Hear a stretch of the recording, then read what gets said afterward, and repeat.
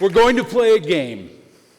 I'd love for you to think of your favorite lyric or line from a movie or line from a TV show or anything that holds significance to you, something that matters to you.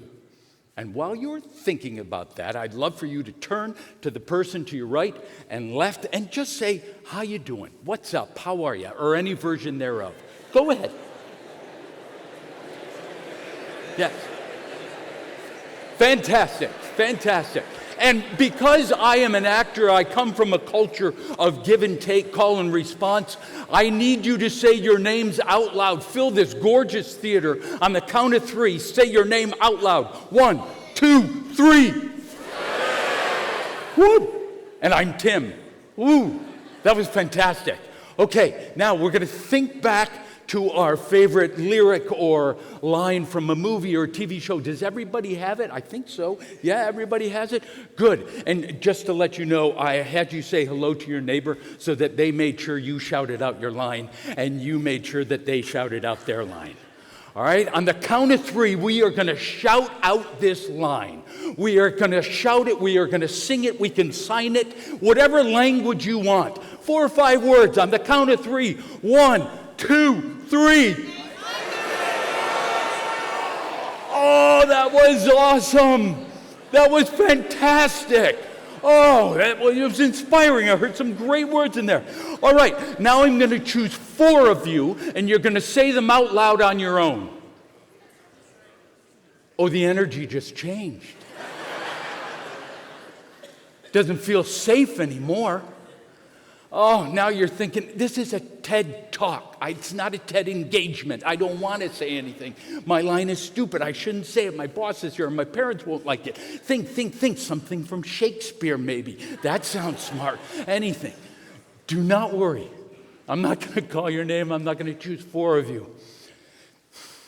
I was introduced to a version of this game by the actor, director, and broadcaster Kwame Kwei-Armah. It's remarkable. Isn't it? I mean, we were spreading out this beautiful sense of being inspired. We were bonding. I mean, I felt like I wanted to just stay in this room forever. And then fear came in. Fear stifles inspiration. Hesitation stifles inspiration. When I said choose 4, all of a sudden, we didn't feel safe. An artistic leader's role is to make sure you do feel safe. A little background. Acting is the ability to live or be truthful in an imaginary circumstance. It's a fantastically messy and emotionally raw art. Now, we are to assume in this talk that a skilled actor has studied and learned all there is to know in this very complex craft. And they show up on a set or a rehearsal hall, and they have explored and examined the text. They have memorized their lines. They have put a couple ideas in their back pocket, and they are just packed with research and homework so that they can be on the same page with their fellow storytellers. And they are tingling with the openness of being present. We actors are naked, sometimes literally, certainly figuratively. We're asked to reveal ourselves in the most intimate and vulnerable ways. And sometimes we're asked to do that in front of a crew of 100 with lighting and cameras and hair and makeup and all of this. And it's in this intense space. And you can welcome that energy, right? It can be wonderful in this space, and you can feel exhilarated or you can feel frightened.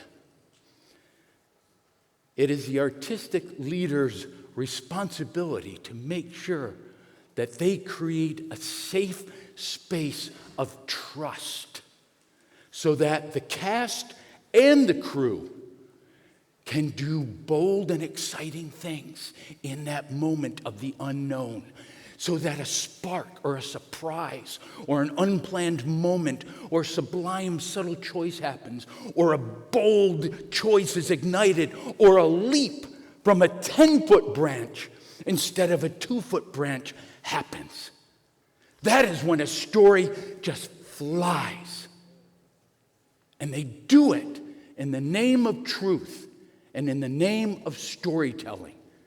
They travel into the unknown, and it's exciting because you, as those who listen to it, don't know where we're going. Now, it's important to know that this safety that I'm talking about, it doesn't mean coddling, because coddling would compromise the story. No, safety is something different. Safety is, well, it allows us to access our greater selves. I try to have that environment and that atmosphere every time I direct or I act in that, and yet directors are dictators. I do know some that are dictators. I won't give any names, I promise. And I have felt unsafe when I've worked with them, and because of that, I've not given my best work. And that's an awful thing. No matter what line of work you're in, you want to give your best work. I feel that if we are to shed light on the human condition with our stories, or if we are going to deliver our greater selves in any endeavor, we must discern the times when we elevate others and the profound moments when we, in turn, are lifted. I have 2 stories to illustrate this safety and leadership that I'm talking about. The first one takes place on a series that I was filming in Montana. It's called 1923, written by Taylor Sheridan of Yellowstone, starring Harrison Ford, in a scene where I get shot off my horse and die. But the story is not about the 3 of us. No, it's about this actress who appears in the scene with action, but no lines. And I'll be honest with you, it was early in the filming, and I was nervous. I was nervous about being there. I wasn't in my shoes yet, right? I just didn't quite feel where I belonged yet. And this story is significant to that. After I get shot, I'm lying on the stunt pad, and I realize the rest of the scene is being filmed. So I just crawl underneath the camera angle so they don't see me, and I come to the monitor, and I'm watching this exciting scene play out. Huge scene. And I see this actress. She's sometimes out of focus, sometimes in focus. And she jumps off a wagon, and then she hits the ground, and she runs and hides behind a log while the rest of the action plays out in front of her. And this is big action. I mean, Harrison is just barking out orders, shooting at bad guys. They're falling off their horses. There's a runaway wagon. Lots of cast members are in this. All hell's breaking loose. And this actress is behind the log, and she is in it with the greatest of commitments. So the director yells cut. I run up to the cast, and I just say, you guys were fantastic. We got a great scene. The actress who was hiding behind the log, she says, really? Oh, good. I thought I jumped off the horse and the wagon too soon. Did I jump too soon, Tim? I said, no, you were perfect. It was great. She said, oh, good. I was worried about it. And then she complimented all the other actors. That actress was Dame Helen Mirren. I think you now know the significance of this story, but her vulnerability and her inspiration and her cheering on the rest of us was profound. And in that moment, I realized, oh, I just found my footing a little bit more because Dame Helen Mirren is one of us. That's leadership. And from the rest of the shoot, I felt pretty good about where I was. I'm sure she wouldn't even remember this moment, but I certainly did. My second story revolves around a show that I did called White Collar.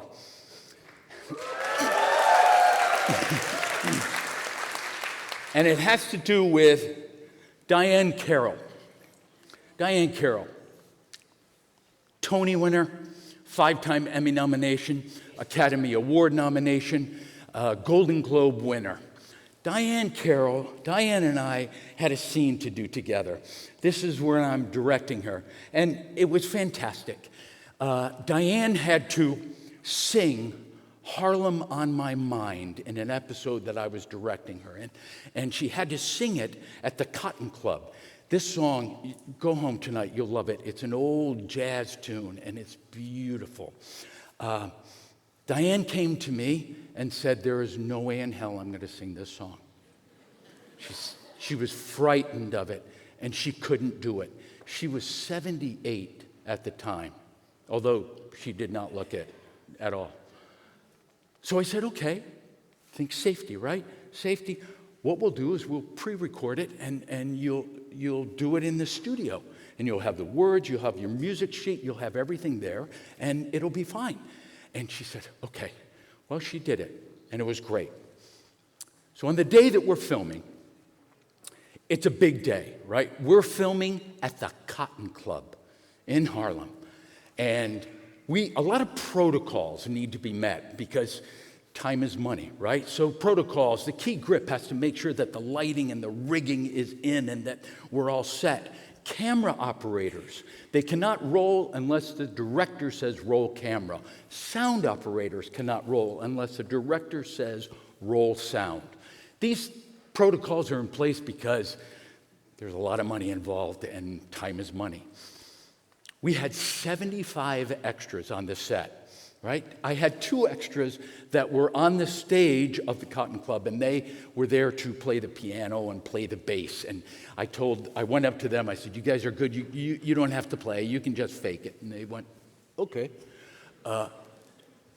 There were 2 cameras on the location in the Cotton Club, and we had lighting, we had prop department, we had everybody ready. And I remember Frank. Frank was a boom operator. The boom is that stick that pole you sometimes see with a giant Tylenol at the end of it. Frank's part of the sound. Frank was a great guy, is a great guy.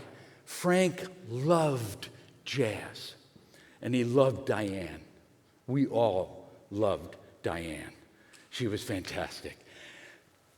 Diane comes into the set, and we're ready to rehearse, and I look at Diane, and she's not trembling, she's shaking. And her lips are just shaking, which concerned me because she was to lip sync. I said, how you doing, Diane? She said, oh, it's a lot of words. It's a lot of words. I said, I know, but we got speakers. You just have to lip sync. All you have to do, and if you screw up a word, we'll just stop, we'll hit rewind, and we'll press play. We'll do it again. And look, the microphone, it's not hot. It's not on. All right, we're just going to have the speakers, and that's it. She said, okay. I said, and we're just rehearsing. This is just a rehearsal. Do whatever you want, lip sync, you're fine. You're fine. What I did then is I introduced her to the 75 extras. I said, we have a very special moment right now. We have Diane Carroll, who is going to lip sync Harlem on My Mind. So my first AD said, rehearsal, everyone. I said, terrific, we're rehearsing, quiet on the set, and roll sound. We heard the instrumental of Harlem on My Mind. It was beautiful. And when I go to Diane to lip sync, and she is not lip syncing, she is singing. And she is singing so beautifully. And I look to the sound guy and I say, turn up the microphone and turn down the recording for the lip sync. And he says, I already did it. I look to the camera operator to tell him to start rolling. He looks at me, he says, I'm rolling. I say, way to go. I look to the second camera operator. She's not even looking at me. She's just looking at the lens and going like this, and then gives me a thumbs up. Her light is on. They're both recording. I look to the two extras who were faking it with the piano and the bass. They were playing Harlem on My Mind. They were musicians. Diane was singing beautifully. I looked to Frank. Tears are streaming down his face. We are listening to Diane Carroll sing Harlem on My Mind in the Cotton Club. It was amazing.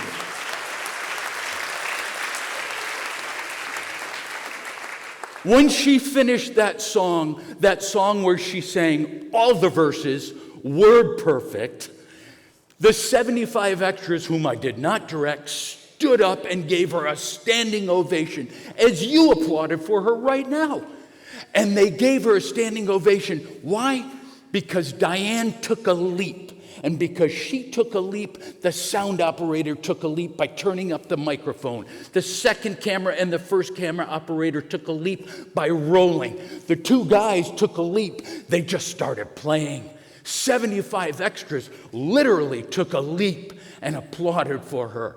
Diane was the leader in that moment.